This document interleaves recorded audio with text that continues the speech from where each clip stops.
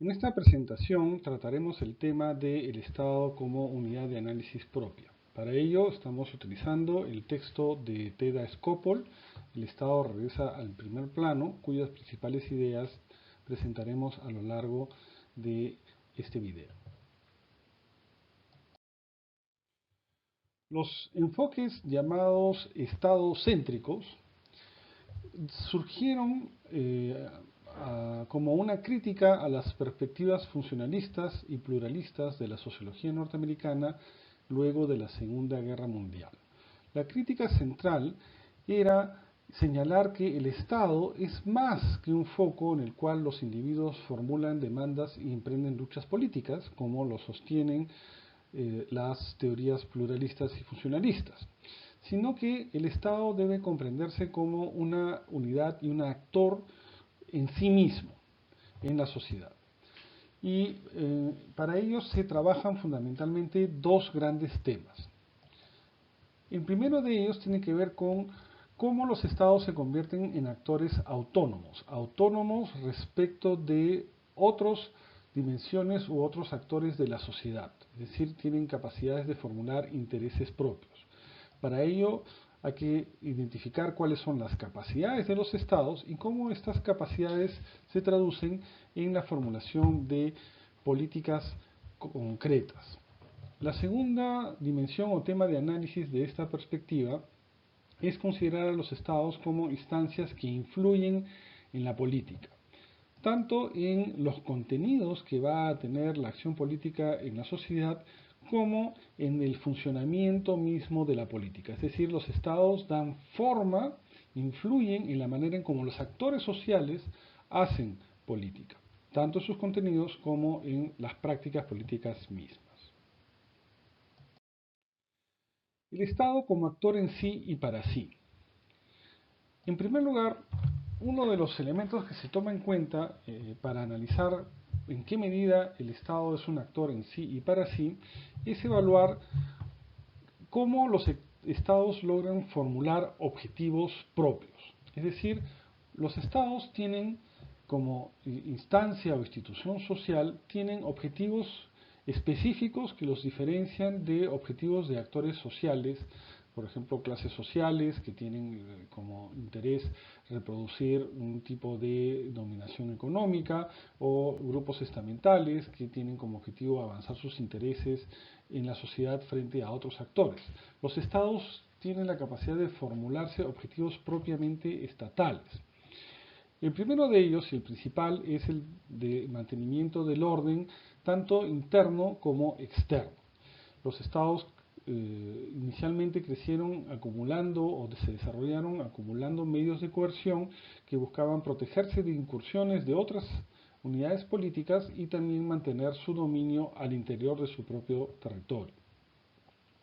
Pero posteriormente, a lo largo de la historia, los estados han ido asumiendo otras funciones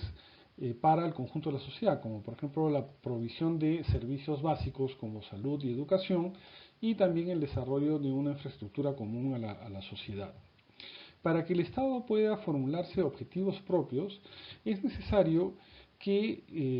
existan cuadros de funcionarios estratégicamente ubicados al interior del aparato del Estado, que sean capaces de desarrollar objetivos políticos propios que buscan dirigir el desarrollo de la sociedad partiendo de un diagnóstico independiente de los actores sociales acerca de los problemas que debe abordar esta sociedad.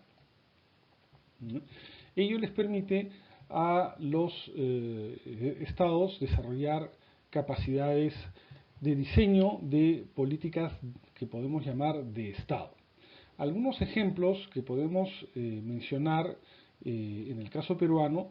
son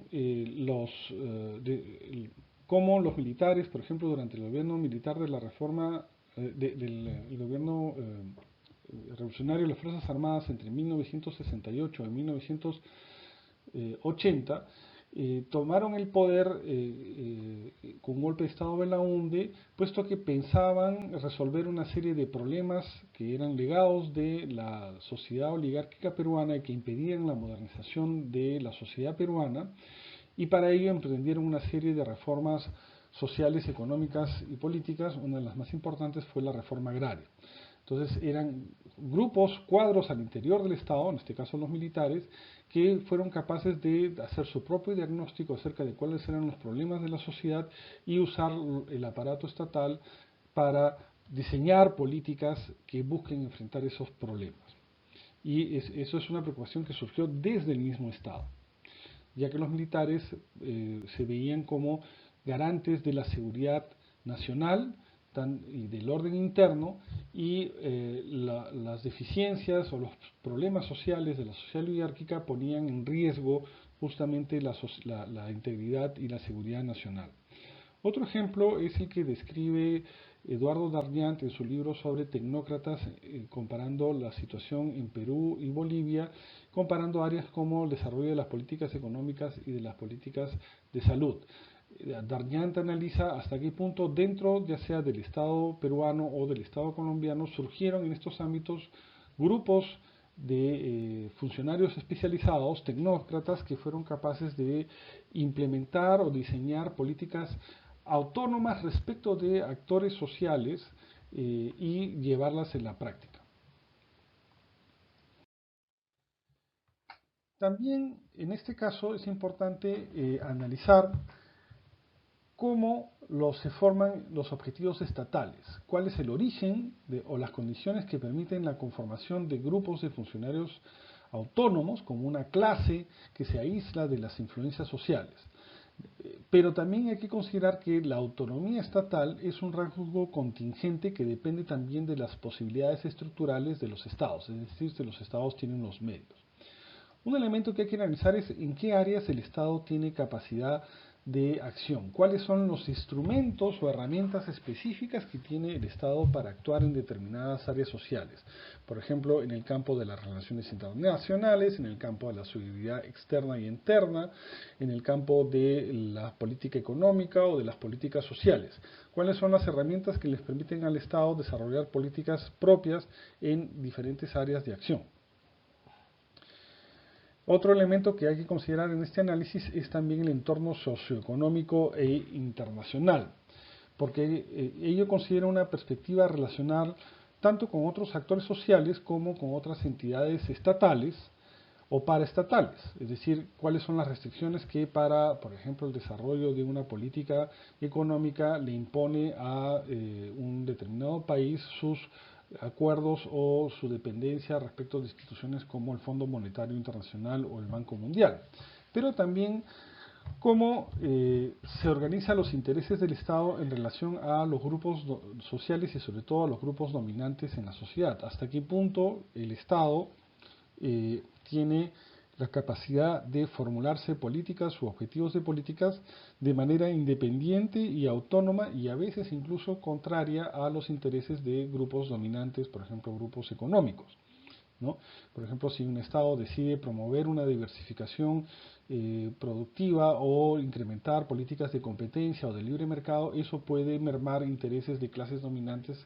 que tienen poder sobre grupos económicos monopólicos u oligopólicos.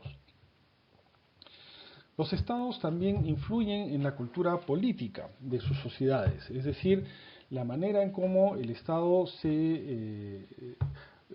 formula sus ámbitos de acción, las herramientas que tiene, posibilitan o no el planteamiento de determinadas cuestiones políticas, ¿no? Entonces, las áreas o los temas que los estados tienen como ámbito de acción concreto también influencia la manera de pensar la política, ¿no? Un Estado que tiene 30 años, por ejemplo, implementando políticas liberales en el campo económico, ha influenciado de manera clara cómo la sociedad imagina su relación entre la economía y el Estado, la empresa privada y la intervención estatal. Entonces, desde esta perspectiva del Estado como actor en sí para sí, hay una serie de preguntas y temas que hay que tomar en cuenta, tratando de recapitular lo dicho hasta ahora. Uno de los temas, una de las dos principales preguntas que nos hacemos cuando analizamos a los estados como actores en sí y para sí son: ¿cuáles son los puntos fuertes y débiles del Estado? ¿Y qué capacidades tienen los estados para formular objetivos propios, independientes de otros actores sociales u otros actores internacionales y llevarlos a cabo?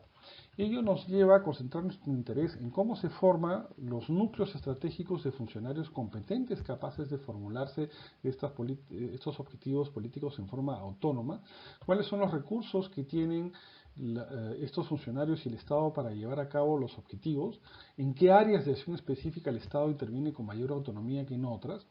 cuál es el entorno social internacional en el que opera y el tipo de cultura política o de expectativas que genera el Estado en los demás actores sociales.